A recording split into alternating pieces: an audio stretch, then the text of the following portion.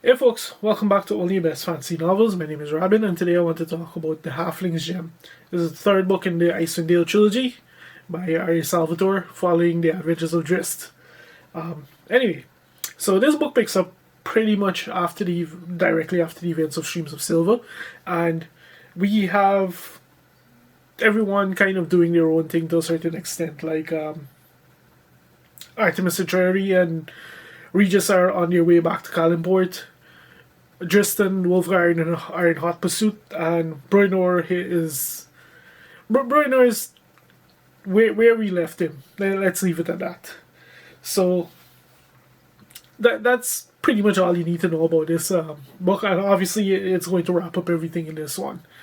So right off the bat, the most interesting thing about this book is the way that Salvatore really dives into the characters of Artemis and Drist, and he does this by nature of comparison. Like these two are one thing that's really played up over the course of this trilogy is the way that how these two are kindred souls. They're almost two sides of the same coin, and you can easily imagine them leading very similar lives had they each made different choices. Like you can see just going long a path very similar to Artemis Cetreri if it wasn't for a certain individual in his past. And if you read the Dark Elf trilogy, you know exactly that's who. And on Artemis' side, you see the way that he doesn't have anyone like that in his life compared to Driss, and that seems almost like the key difference for the reason why they are the way they are. But either way, their rivalry is played up in this one, and obviously by the end of the book, we do get to look at how that plays out. Aside from that, we have Regis, who over the course of this story, he dwells on his mistakes essentially on the life he's led that led him to this point, and now the time has come to pay the pipe on that front. And then we have Wolfgar, who's just kind of there. He like similar to the second book, he's very much a background character. He's pretty much just a member of the party at this point, doing his own thing.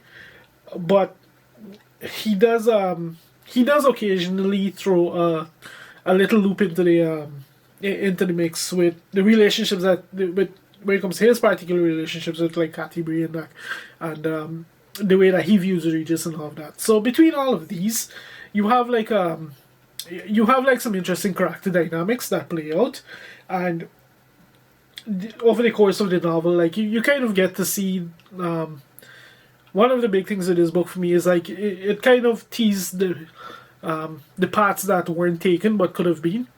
So like the big obvious example of that is just and Artemis Cetreri, but then there's also more personal questions as where it comes to Drist and his friends, and the way that he has to view certain individuals, and that kind of thing.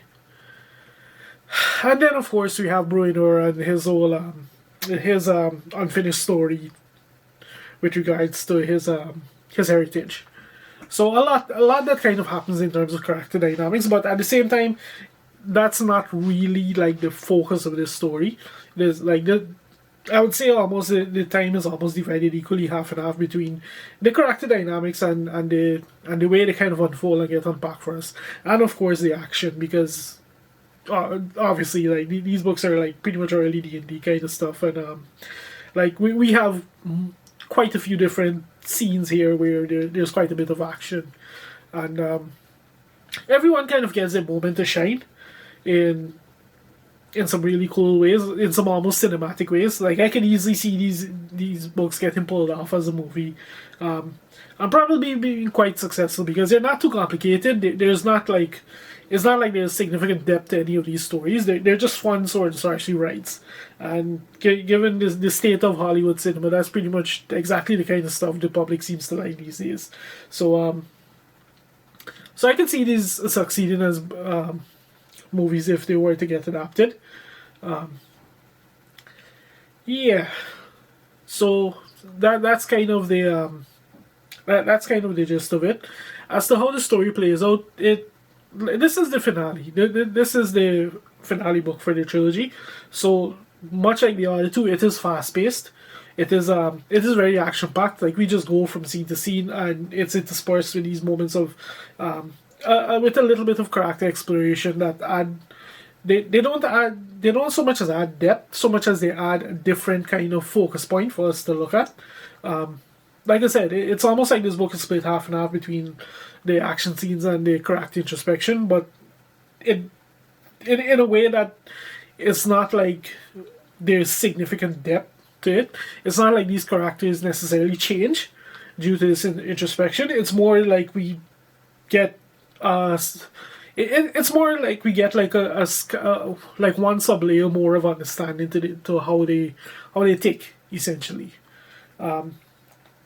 That I think that's the best way to put it. We just get like a quick glance under the hood as opposed to really diving into the guts of it. So there's that, and of course, in terms of how the entire book plays out, things just quickly go because it is very much a race against time. It is very much a race for these characters to try and rescue Regis before he can fall into Pashapuk's clutches, and as a result of that, the book is very fast paced, even with the character introspection stuff. At the same time, it does have it does have quite a bit of payoff that has to happen because, like I said, this is the finale book for the trilogy. Like there's some big kind of teases and some big story threads throughout this trilogy so far that need to get wrapped up here. One big issue, well, not like a big issue, but one kind of issue it does have, I would say it's most glaring issue, is the way it handles the entire story of Mithra Hall. Like we do get a resolution on that front, and it's very much in this book. It's very much sidelined. It's very much relegated to a back burner. It gets very little page time. It gets and when it does happen, it happens very rushed in a very rapid manner, which for some can be irritating given the fact that the second book was all about that. It would like. The second book, the entire focus of the second book was surrounding Mithra Hall. So to see the resolution of that particular thread get dealt with in that way kind of sucked. But at the same time, this book was very much about Regis and dealing with the consequences of the actions that dealing with the consequences of his actions essentially. And even that, in that regard, like it has a bit of an unsatisfying twist to it, given the way things ultimately play out. And when I say ultimately play out, I mean the reveals in the very last pages of this book. Like it shows that it makes you wonder what was the point of all of it. Because clearly there's like it. All of this, everything that was endured, all the trials, everything, like it made you wonder what was the point of it all. when you see what happens in those very last few pages. But all of that being said, the book, it does succeed in what it ultimately sets out to do, what it sets out to be, which is just a fun ride. Like these books, you don't exactly pick them up expecting high highbrow literature, that kind of stuff, So it was a fun ride. It was a fun trilogy. It was the first trilogy written. I personally still prefer Dark Elf over this because I love the way that we really drilled into just psyche in that one. So like this, as much as this was a fun ride, it doesn't compare to that for me. But at least I got through it. I'm 6 books in at this point. Yeah, honestly, I think that's pretty much all I have to say about the Halfling's Gem. It was an okay read. It was a okay finish to everything, and like I do have 2 more of the omnibus, those 25th anniversary omnibus on the shelf. I do have books 3 and 4, so I'll be reading at least 2 more sub-series in the just books. So if I read beyond that, remains to be seen. But yeah. That's my take on the Halfling's Gem. If you made it this far into the video, thank you very much for watching, and I guess I'll see you next time.